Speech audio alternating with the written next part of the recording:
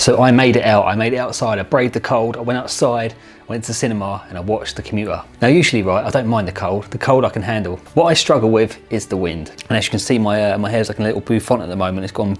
I remember, right, when just before I moved to Liverpool, someone from Liverpool actually warned me about the wind here. They compared it to Chicago in the United States, which, as you know, is called the Windy City. But this person wasn't wrong, honestly. Like I say, the cold I can deal with, but the wind, I can't. And as you saw in a video I made earlier, I'd styled my hair, got it all nice. Within 20 minutes, so I've just got home after seeing a movie. I just can't be bothered to do my hair again. So I'm gonna bring you the review of my wind damaged hair. And because The Commuter is action packed, kind of like my hair at the moment.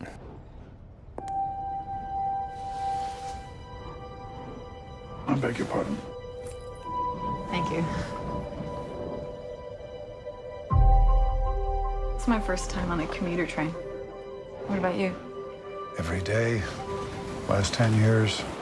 So, The Commuter, let's start with the title. 16 years ago, I made a film called The Commuter. And if you search it on IMDb, I am the first one to ever make a film called The Commuter. So yes, I was the first one to ever come up with that film title. Thank you, thanks, all right.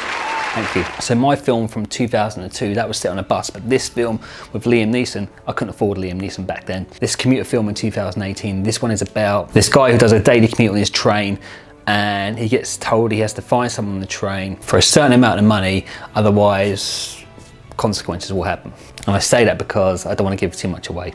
So already this movie is kind of like the Liam Neeson film Non-Stop. It's got the same director as Non-Stop. Whereas Non-Stop was set on a plane, this one's set on a train. And I actually watched Non-Stop at the weekends. And I do like Non-Stop, but if I was going to compare the two, I still prefer Non-Stop. This film is good, but it's more like a detective story. The opening titles start the film really well. They have this really good edited sequence where it just shows his routine, probably throughout the years, all leading up to the time when we join him in his office at his workplace. The camera work's very interesting. It's all steady cam. It's constantly fluid the whole time. And throughout the film, there's quick cuts all the time. It just gives that sense of urgency when you're watching the film. One of the things I found about this film was I found there were lots of plot holes that some things just didn't make sense. But what I did like about this film is that you're always guessing, you're always wondering who are the bad guys and who are the good guys. And like I say, it's very similar to Non-Stop. It's the same sort of thing that Liam Neeson, the lead character, he's kind of being set up as well in it, like he is in Non-Stop. And I think if you're a fan of Liam Neeson, or if you're a fan of Non-Stop,